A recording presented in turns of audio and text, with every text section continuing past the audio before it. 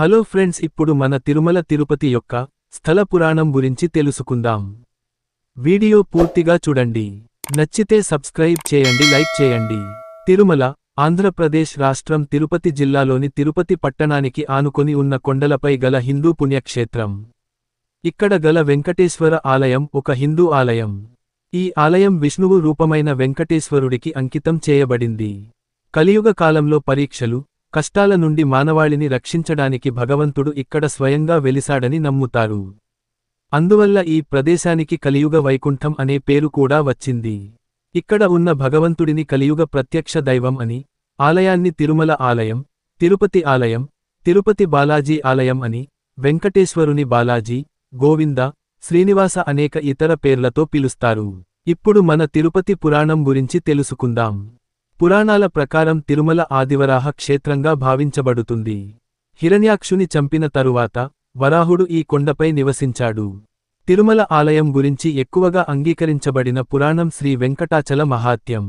కలియుగం కాలంలో త్రిమూర్తులలో ఎవరు గొప్ప దేవుడో తెలుసుకొనేందులకు ఋషులకు యజ్ఞం చేయమని నారదుడు సలహా ఇచ్చాడు. వారు భృగు మహర్షిని త్రిమూర్తుల దగ్గరకు పంపుతారు. అహం ప్రాతినిధ్యంగా పాదంలో అదనపు కన్ను ఉన్న భృగువు బ్రహ్మ, శివుడిని సందర్శించగా వారు ఋషిని గుర్తించలేదు. చివరికి అతను విష్ణువును సందర్శించినప్పుడు విష్ణువు భృగుని గమనించనట్లుగా వ్యవహరించాడు. కోపంతో భృగు విష్ణువు ఛాతీపై తన్నాడు.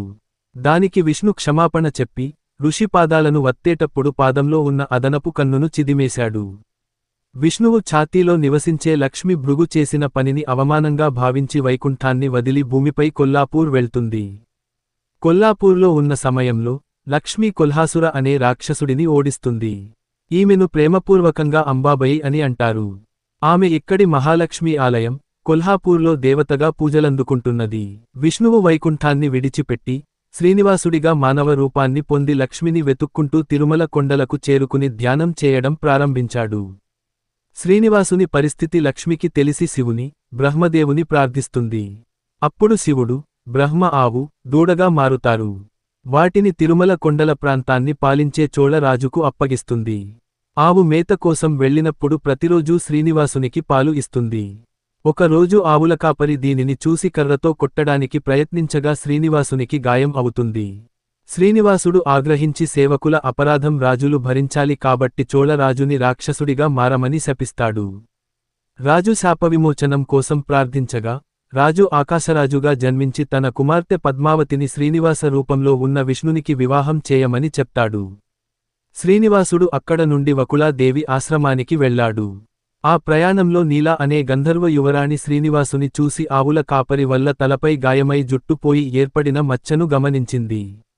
భక్తిపూర్వకంగా ఆమె తన జుట్టును కత్తిరించి మచ్చ ఉన్న ప్రదేశంలో శ్రీనివాస తలపై అద్భుతంగా జత చేసింది. శ్రీనివాసుడు ఆమె భక్తితో చలించి కృతజ్ఞతలు తెలుపుతూ ఆమెను దేవతగా మార్చి తన భక్తులు జుట్టు కత్తిరించుకుని దానం చేస్తారని దానిని స్వీకరించమని ఆమెను ఆశీర్వదించాడు. మరొకవైపు శ్రీనివాసుడి చేత శపించబడిన తరువాత చోళరాజు ఆకాశరాజుగా పునర్జన్మ తీసుకుని సంతానం కోసం యజ్ఞం చేయగా బంగారు కమలంలో ఆడపిల్ల దొరుకుతుంది. ఆమెను పద్మావతిగా పెంచుతాడు. ఈమె లక్ష్మీ ప్రతిరూపమే. పద్మావతి చదువుకొని చాలా అందమైన యువరాణిగా ఎదిగింది. ఒకరోజు శ్రీనివాసుడు వేటలో ఉన్నప్పుడు అతను పద్మావతి దేవిని గమనించి ప్రేమించాడు.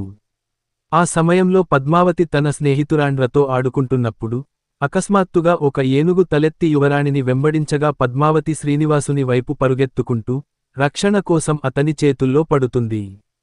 ఆ ఏనుగు గణేశుడే.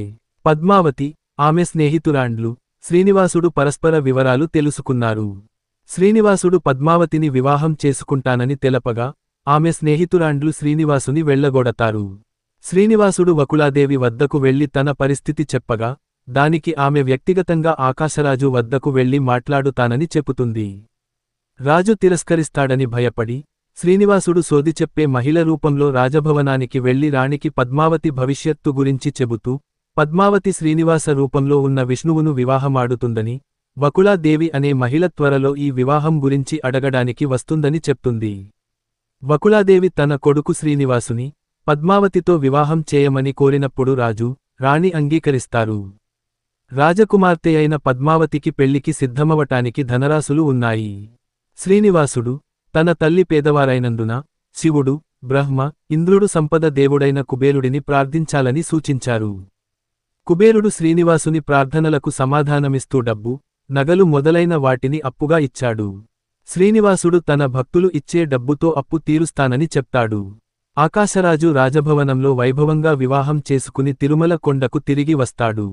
శ్రీనివాసుడు పద్మావతి తిరుమలలో చాలా సంవత్సరాలు నివసించి తిరిగి వైకుంఠానికి తిరిగి వెళతారు.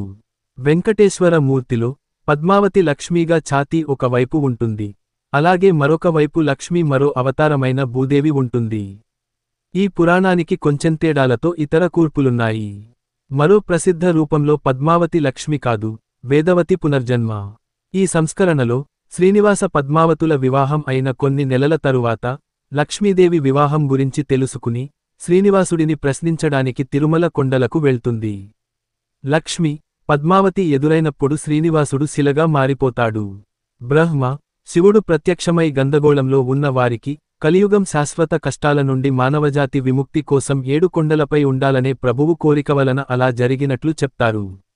లక్ష్మి పద్మావతి కూడా తమ భర్తతో ఎప్పుడూ ఉండాలని కోరుకుని రాతి దేవతలుగా మారిపోతారు. లక్ష్మి అతని ఛాతీపై ఎడమ వైపున ఉంటుంది.